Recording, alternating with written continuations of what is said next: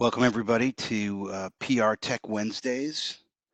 We have Brian Solis with us here today. Thanks for doing this, Brian. It's my pleasure. Hello, everybody. As you know, this weekly webcast is devoted to keeping you up to date on what's happening in tech without having to go to a conference or talk to salespeople. This is a way to find out, from people who aren't sales reps trying to sell you something about what's happening in PR tech. And before we jump into it, I just want to let you know next week we have Lee Oden. Lee was originally sort of an SEO guy and has transitioned over to working with B2B influencers. So it'll be interesting to talk to him about that. The week after, we have Deirdre Breckenridge talking about how to get attention in a world of information overload. We're going to be off on Wednesday, which is December 25th, Christmas, and we'll be off on January 1st, which is New Year's Day. Then we come back next year with Jay Baer, Convince and Convert, talking about his new podcast about speakers. Then we'll talk to David Meerman Scott. He's got a new book coming out called Fanocracy. We'll do that. And then we're going to do Johnny Bentwood, who's the global head of analytics with Golan. And he's going to talk about mapping out the customer journey, even if you don't have access to someone's analytics, how to sort of do that as a reconnaissance mission. And then after that, we've got Steve Lohr. He's a Pulitzer Prize winning software editor with the New York Times. And last one on the schedule is Rob Key, who comes also from sort of the PR side, but now runs an AI company called Conversion, and he'll talk about AI-powered text analytics and insights. So that's my windup. Let's jump into this. We're just going to go 45 minutes today.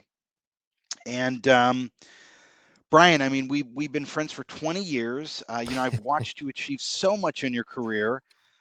Most recently, 8.5 years at Altimeter with Charlene Li, which you recently left. So tell us why you decided to leave Altimeter. Well, it's not an easy decision when you're partners with somebody like Charlene Li, and also I got the chance to spend many years working with Susan Ettlinger as well, who's just a phenomenon in her own right. The reason I moved on is I have a lot of things that I want to do, and we've known each other for 20 years, so it's not like I'm getting younger.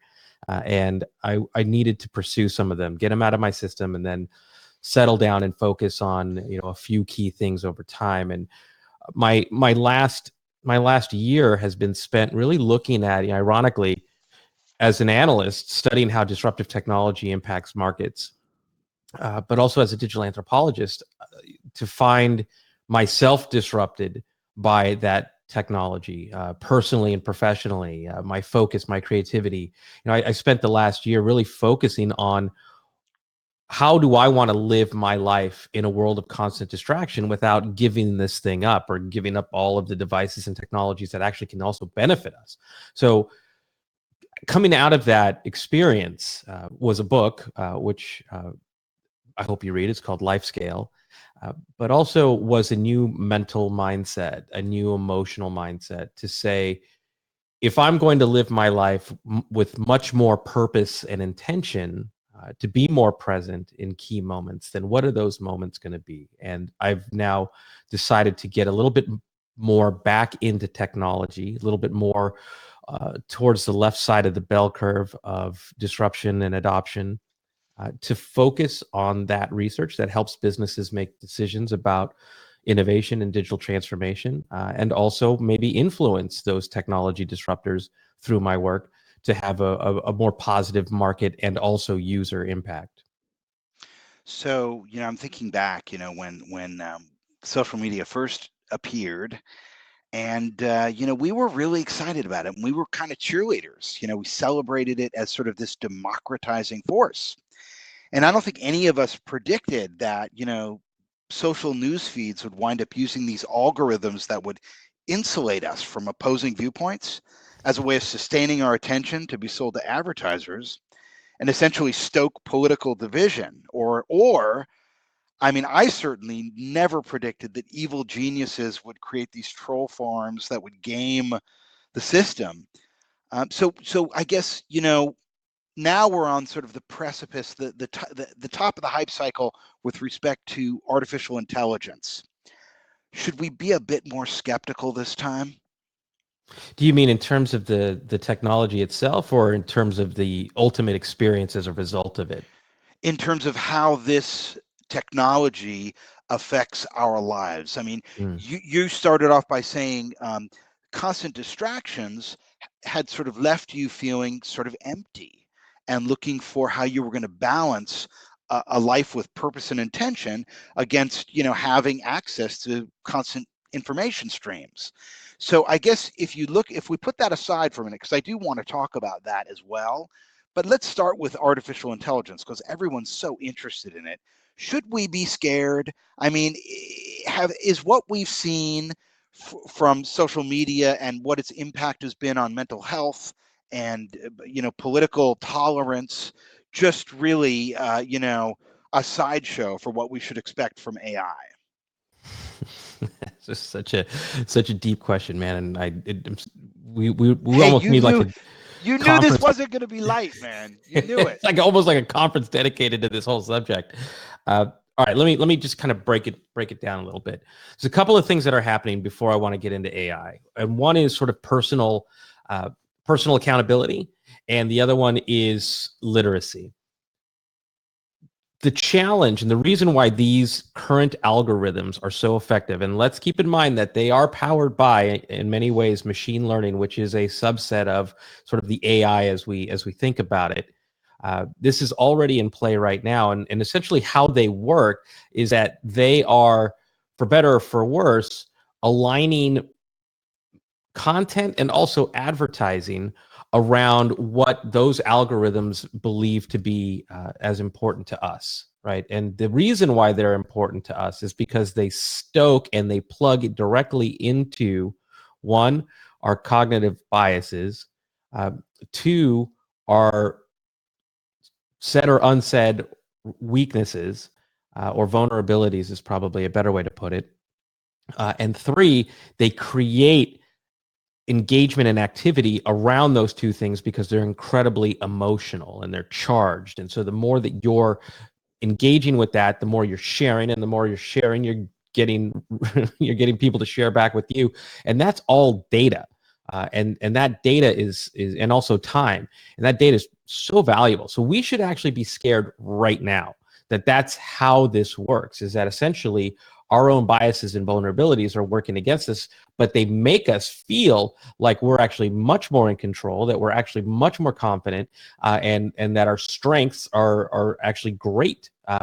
So that's part of the psychological warfare in many ways that's happening behind the scenes, and that's by design. That's all kinds of things: persuasive design, intermittent variable rewards, a lot of the stuff that we don't know about, which is why I say literacy and accountability are really important before we get into the AI discussion, because right now we should be scared at the way things are, because essentially we are, I hate to say it this way, but we are being manipulated in a way that benefits investors and shareholders and CEOs and what have you. With accountability, though, gives us the ability to say, hey, the other day I posted on Facebook, I don't have to engage in all of this stuff. I don't have to follow all of these people that I don't agree with, but I do have to have a much more open mind. I do have to put out into the Facebook universe what I want to get back from the Facebook universe. And if I want to be more positive and creative and thoughtful and kind of stoke all of the things that I feel like where I want to grow, then I can absolutely have that experience. I just have to then retrain the algorithms in the system to give me that experience back. So that's an intentional, conscious decision about where I want to go with the platform. Then I'll let AI and machine learning sort of adapt around me, and we'll see how that's going. But so far, so good. So the other bit is literacy. It's really hard to tell someone, hey, you're actually buying into a system that is using this against you, so for profit. I mean, literally for profit. So literacy kind of gives us the ability to understand our relationship with the platforms and the information that we share and the information that we get back, to understand how these things work. To get there, we have to be a little bit more empathetic, but also open-minded, to see that maybe we were also part of the problem as well. And that's with literacy comes a sense of sort of digital maturity that it's something where I had to go through, and the only reason I went through that is because I hit a wall. But also, I'm learning now how to bring people into that conversation in ways that they feel not threatened or not attacked, but that someone understands, hey, maybe we can all get to a better place together, because certainly the path that we're on right now does not end well. And then from there, AI is just simply tools that take from those patterns and learns how to perform against them in ways that resemble intelligence, hence the name artificial intelligence. So they can be programmed in ways that are really beneficial, that stoke positively our biases and our strengths rather than preying on our weaknesses and vulnerabilities. So, but here's the trick to the question. Can those things be used in those ways? Absolutely, and they will. So I think of education for our children as being one of the most exciting ways. But we do see, whether we want to call them actors or just generally bad guys and gals, this will be used against us. I can tell you that there's a certain founder in the tech scene that's talking about how they're using AI to better understand neural algorithms to, his words, not mine, to juice us more, to take us to that next level of engagement and immersion where this becomes just all the worse, right? And then you add to it the deep fakes, the fake videos, the fake audios that are coming from the same result of the technology. There's a lot to be scared about, but I think the more that we can educate ourselves, the more that we can be ready. We don't have to use these things. We can actually take much more control. Have you been to a troll farm? Like, have you ever like seen that underbelly, gone into that world? I have not been inside of a troll farm. I've studied troll farms. I wrote a paper for the Department of Defense many years ago, ironically, about how all of these things could be used for good, and how we could create a stronger democracy and engage a much more involved citizenship. For example, if you just look at the levels of voter rates, they're abysmal. But the whole idea was that you could take these types of farms and use them for good to spread awareness around the key issues that people care about, and sort of represent the MTV of our generation, of the Rock the Vote movement, of bringing people together around those important issues and getting them to participate in the democracy. Instead, these troll farms, and by the way, they're both electronic and they're also human, show us everything that's wrong with technology, and then also show us everything that's wrong with us. One, that we're able to believe it. Two, that some people are actually employing these things.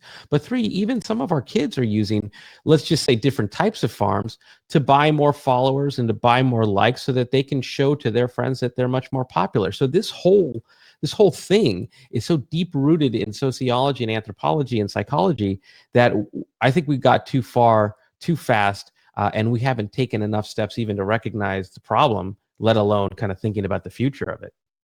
What surprises you most? Like, if you think back to, when we were at all the early conferences and everyone was excited about the democratizing potential of basically the collapse of the gatekeepers and the ability to communicate directly. And we even talked about social antibodies, this idea that people would weed out, misinformation and the truth would prevail. What surprises you most about where we are today? I remember once describing Twitter in the very, very early days, I think it's 2006 or 2007, as what I called the human seismograph. It was sort of this digital representation of the things that moved us and that they happened instantly. I think I said once that news no longer breaks, it tweets. And that level of optimism that we all had, where I was studying it as a digital anthropologist, I think didn't allow me, and for other various experiences that people have, didn't allow others to see that underneath it all was sort of this intoxication of exactly what was being programmed for us to use it, which was uh, popularity, engagement, semblances of validation and love and support and agreement and community and friendships. And so it sort of nurtured us on this path that's in, I hate to dumb it down this way, but it's not unlike what happens to a celebrity overnight, right? If you look at all of these pop stars or rock stars that get instant fame, a lot of them have a hard time dealing with it. They go to drugs, they fall apart, they lose all their money. It's because we don't have necessarily a training or regiment or parenting or schooling that kind of say, hey, in case you ever get all of this attention and fame, this is how you handle it. So I think in many ways, we just kind of got to see the worst side of ourselves, of what happens when you get all of this stuff thrust upon you. And we also started to get reprogrammed in a way, and I don't want to sound like, hey, we're being reprogrammed and put a tinfoil hat on.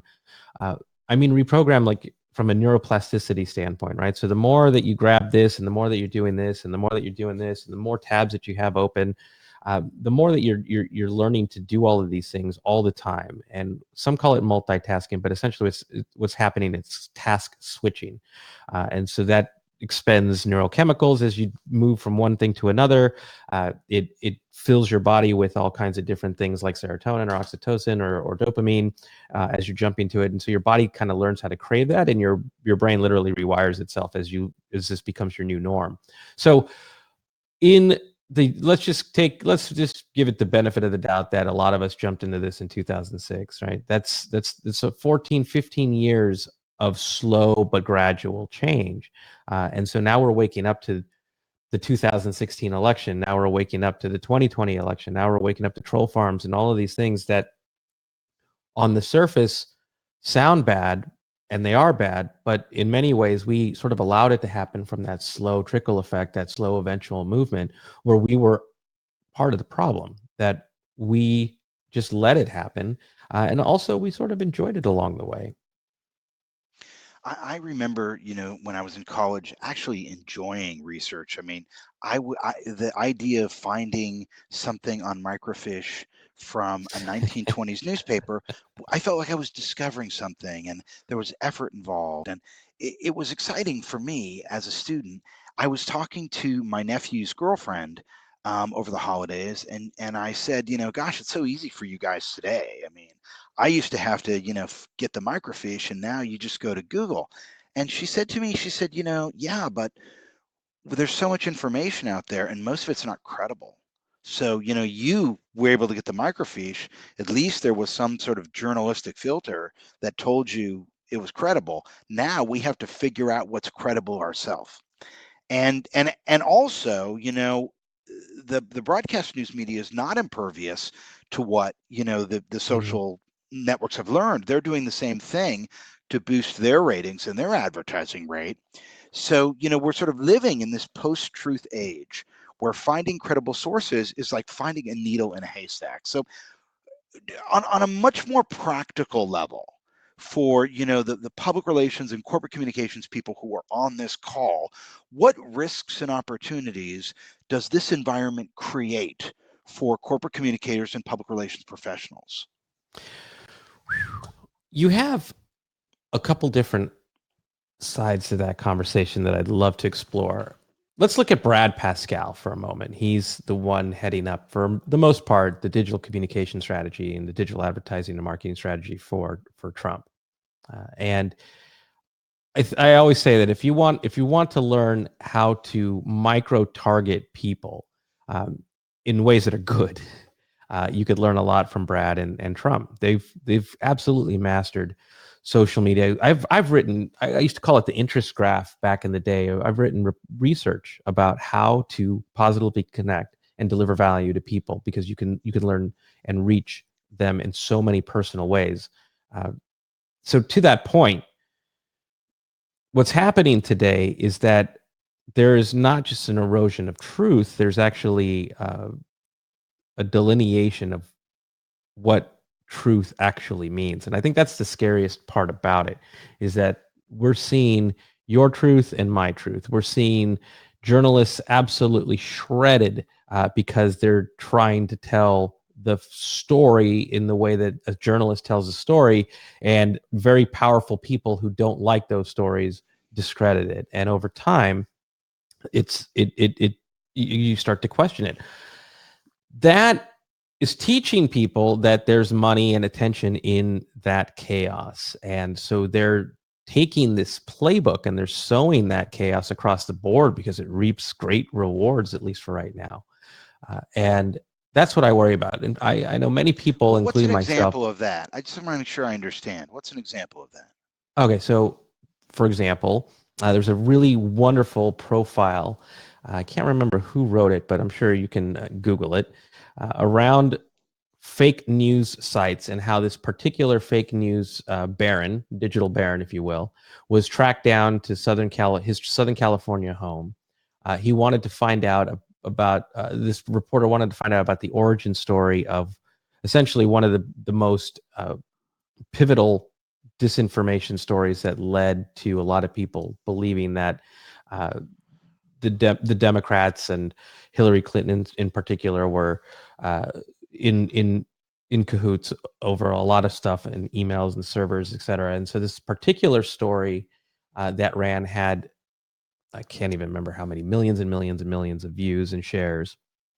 And they ended up tracing this down to this particular individual who owns a ton of fake news sites where they are full-blown, they resemble news organizations. There's stories there, and those sites run ads. And the more that they can get attention around those stories, the more ad revenue that they generate. And for the most part, even though there are algorithms to kind of see what's real, what isn't real, to make sure that ad dollars aren't going there, like Google, for example, there are many media networks that aren't as sophisticated, and they want to make their money, so they'll plug into those ad networks as well. So the more sensational the story, the chances are the more it's going to stoke cognitive biases in social media to get that story shared. And there was a line in there. The reporter asked, how come all of these stories? Because what was revealed was that this individual is actually a Democrat, and kind of right there in the center. He asked, why were all the stories aimed to the right? And he said, look, I'm in this to make money, and the truth is that I can't get the left to click the same way I can get the right to click. And so what he was doing was sort of channeling into those cognitive biases and vulnerabilities, much like we're seeing algorithms doing, and essentially monetizing that. So that's just one of the many different things. And so if you think about brands or communication platforms or politicians, they're plugging into the same emotion to kind of stoke and agitate that engagement because there's money in it, there's return on it. And just a last note. So we talk about in the tech world ethics in AI. And this is one of those cases where you could argue that we're being unethical about how we're finding and sharing stories, especially stories that if you really want to tweak the algorithms, you can kind of quickly disprove that they're actually factual or right, and maybe even harmful. Well, not maybe, definitely harmful. But now we're also talking about ethics in human communication, right? So to communicators whom we're seeing right now justify this type of engagement right in broad daylight, it sets a new standard. So there's I don't think as much as, Eric, you and I agree on all these things. I think now it's as much as you and I agree on these things and these people agree on these things and they're going to go do it their way. There's no logic and rationale have been divided or more so personalized so that people feel justified in what they do, whether you and I see that as right or wrong. And I guess at the same time, there seems to be less tolerance for alternate points of view. Yeah.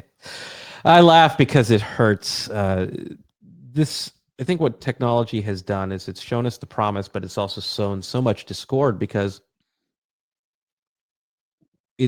everything about it, I call it accidental narcissism.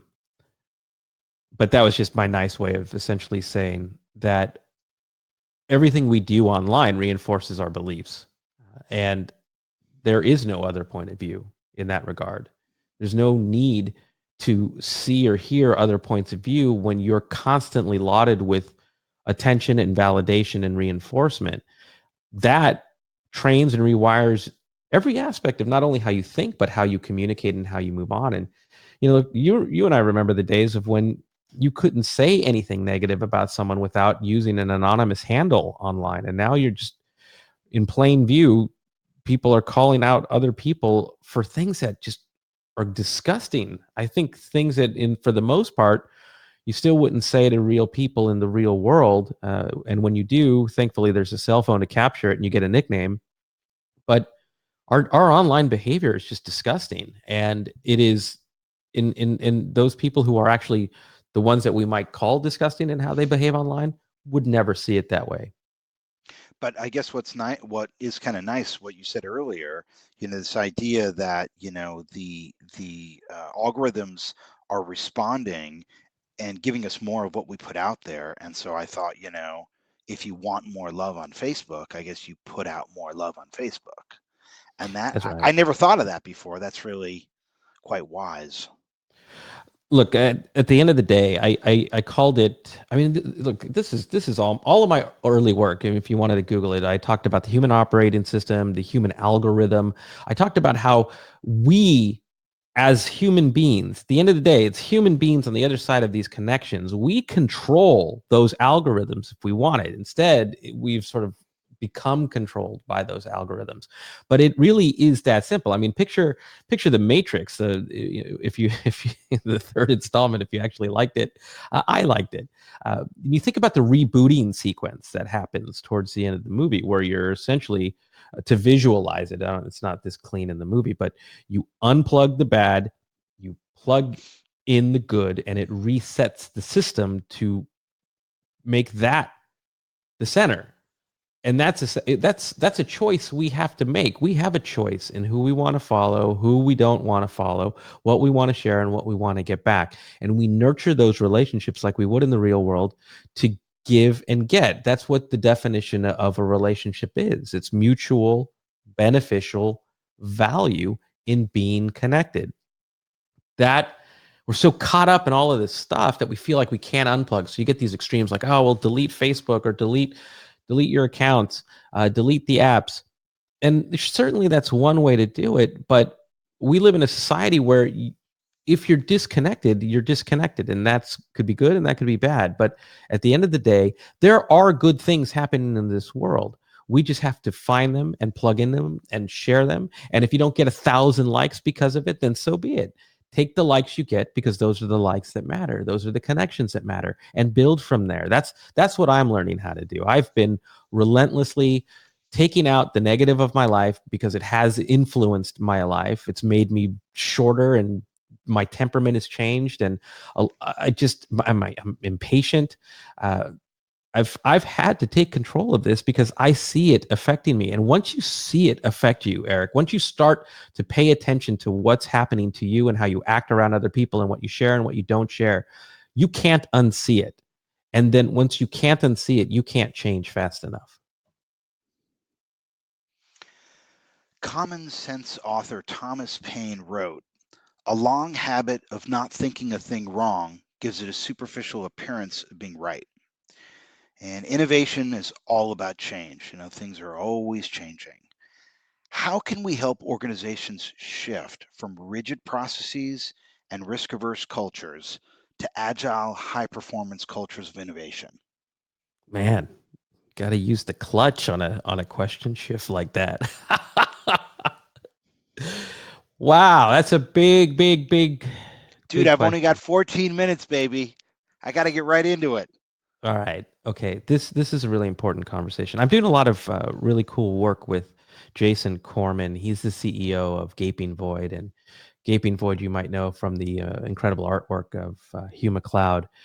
Jason has been cracking the code literally on corporate culture. And he's used neuroscience, behavior science, management science, even marketing science, which has been really interesting to show that in any conversation about whether it's innovation, right, agility, whether it's digital transformation, whether it's things like diversity and inclusion or learning and development. These are big change initiatives because they change how people think and how people work. They're all absolutely related to culture. Change and culture go hand in hand because that's essentially what we're talking about. Whether it's innovation or D&I, it's about change. And change is about people, and culture is what brings people together and gives them the why and where we're going together. So it actually becomes a leadership conversation around culture and how do we bring people together and why do we bring people together to get them incentivized and motivated to move in a new direction. In many cases, right, when it does come down to people, we all know change is hard, but we also are very self-interested. What's in it for me to do these things? Even if it's in your best interest, you might still question what's in it for me. So how do we do these things? Well, we have to take a step back and realize that innovation isn't actually the effort we're putting in. Innovation is actually the outcome that we want. And it's change and culture design that get us to those outcomes. And I'll take a quick break because I know we don't have a lot of time. So that way you can kind of process that and ask your next question. Let's move into customer experience. Okay. So, everyone is talking about, providing a seamless customer experience. That people don't want to be glad handled and moved, from department to department. They just want one experience with an organization. And so you have so many companies out there talking about this idea of a seamless customer experience for connected consumers. What types of companies do you see as most committed to customer satisfaction? Oh, that's a hard one, Eric, and not because it isn't so pervasive. I mean, there's a lot of answers. If you look at your customer care, like at Nordstrom, or these traditional companies that were like USAA that really care about their members.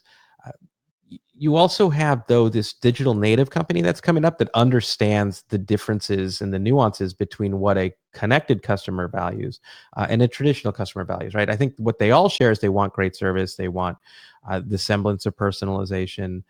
They want to feel appreciated. What changes with connected customers is sort of everything we've been talking about is sort of like your mental model, your emotional needs, your emotional state.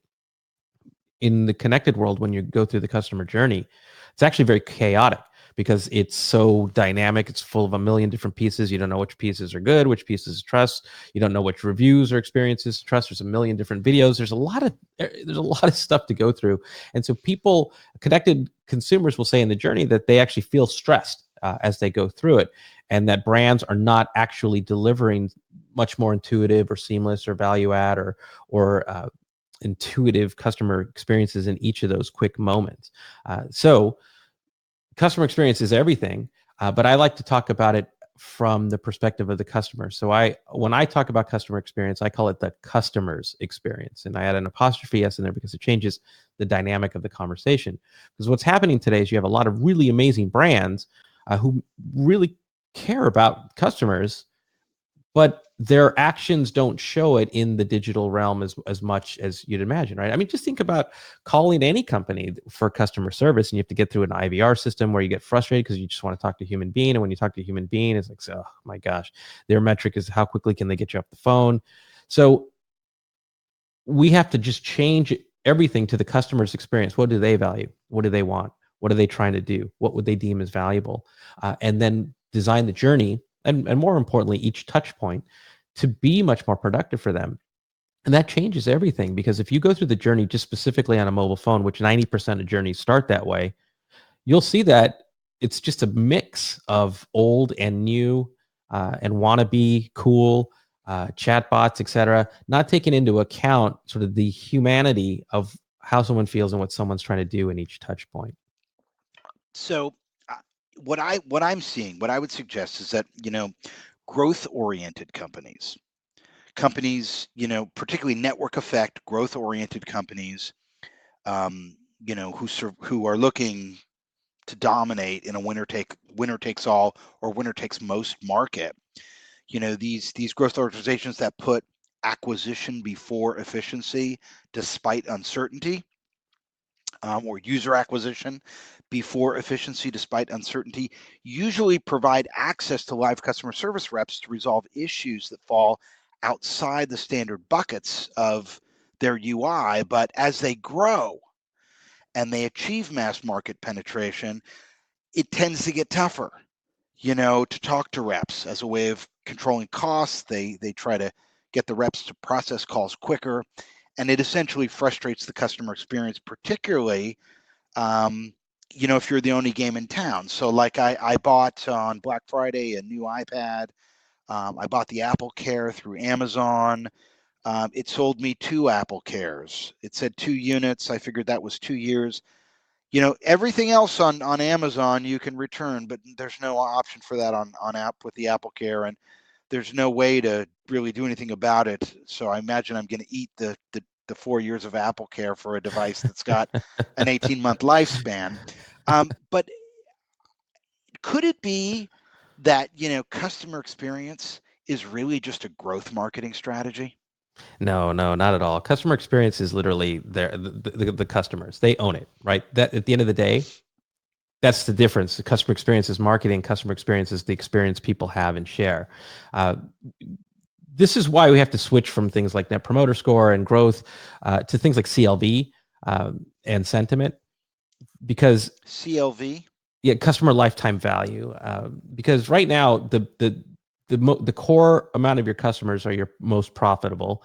We also know that when you lose a customer, it's more expensive to acquire a new one than it is to keep them. And yet, when we focus on growth at all costs, we forget about that CLV and we forget about that sentiment and growing sort of the scaling the margins of existing customers by delivering them better services once and that products. headroom for additional user acquisition is pretty much gone because you own the market, what's the motivation at that point? What's the motivation for Amazon to provide support in this type of environment that falls outside their UI buckets of customer service? In your case around the Apple Care, that's certainly interesting. But I've had issues with Amazon where I've gotten Amazon to call me within minutes when I chat with somebody, just because they want to make it right. Certainly an extra expense that they didn't have to do, and probably a low margin deal, but certainly keeps my affinity and my loyalty going, and would come back and spend more money with Amazon.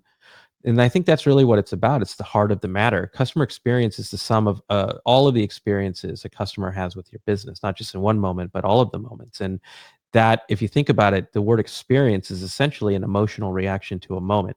And how those add up is how you feel about a particular company over time. And how you feel, this is what's so important. This is why I study the emotions of brand engagement and customer experience, is because emotions translate into memories, and memories become the brand. Whether it sucks or whether it's great, you're going to always remember that. Anything in between that is forgettable and not worth anything.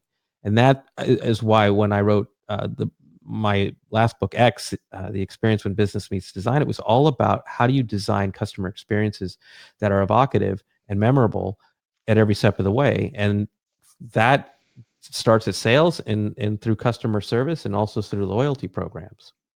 So really quick, because we just have 5 minutes left and there's a couple more things I do want to cover. Plus, I want to give you a chance to talk about a life scale. You spent so much time in the Valley working with companies that are very progressive and growth oriented and who have become dominant in their markets in a matter of years by blitz scaling or whatever, I guess, verb you want to use to get there. What's the reason why innovation fails, and what do Silicon Valley disruptors do that others don't? Innovation fails because it's supposed to fail. It's just what you do with that failure that defines the extent of the innovation. Silicon Valley embraces that as a model. It's why so many companies burn through funding, because they're building markets and they're testing and learning as they go, and then they pivot because they learn, or they just plug into the next growth curve, what they call jumping the curve. The reason it's different here is because this is the culture of Silicon Valley. trial and error or failure are part of the norms, and norms dictate the behaviors, and those behaviors sort of dictate the outcomes. And when you have those norms, that's what you're funding as an investor. So you know that you're going to have someone who's going to seek that out, and you're buying that idea, but you're also buying into that ambition to be successful. Innovation also fails because we don't give it that we don't give it that room to grow, that we don't give people the ability to stretch their minds and constantly learn and constantly test and constantly stumble, or that we don't encourage them to get back up, that we don't incentivize or motivate those types of behaviors. So when we tell somebody to innovate, we're basically just saying, hey, why don't you do the same things but better? And that's not innovation, that's iteration, that's incremental improvement, whereas innovation is introducing new value. It's totally a mindset, and it's supported by a culture. The thing that I find most fascinating about it, though, is that in Silicon Valley over the last few years, with Ubers and Airbnbs of the world, WeWorks of the world, we've seen growth at all costs as sort of the drive to innovation, and that led to tremendous transformation of many industries and the success of many companies. But we also see tremendous losses still taking place here, because they're still trying to apply those models now at a time where maybe they have to shift to margin. How do we build better customer relationships? How do we make those relationships much more profitable? How do we look beyond our current models in order to apply those relationships in new ways so that they're more profitable? So that, I think, is going to be the next generation of innovation in Silicon Valley, is looking at not only hyper growth, but also creating longer sustainable businesses that maybe they acquire and plug into something else, or maybe they just go and create a whole new market. But the growth at all costs market innovation era, I think, is coming to an end. So, you wrote 7 bestsellers before writing Life Scale, and we're living at this time when digital notifications are hitting us from all sides. They're coming from productivity apps, they're coming from social media, they're coming from texts, SMS. What's the impact of all these notifications on our ability to think at a deep level? And also, what's the human cost of being in this environment where you're constantly responding to notifications? Well, boy, there's a lot of cost that we don't realize. It comes in productivity, creativity, self-esteem, confidence, capability, ideation, imagination, patience.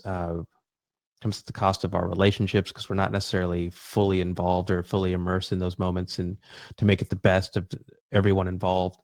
So many things to unpack with that question. But I will say that none of it's good if left unchecked. And I don't want to make anyone feel to blame for how they might have a relationship with their devices or the technology or social media. It's just sort of the net result of how those things were designed and how we use them over time. But I will say this, though, that your work goes down, the quality of your work goes down, your communication skills actually don't get any better. How we view relationships change, how our brain works and thinks changes.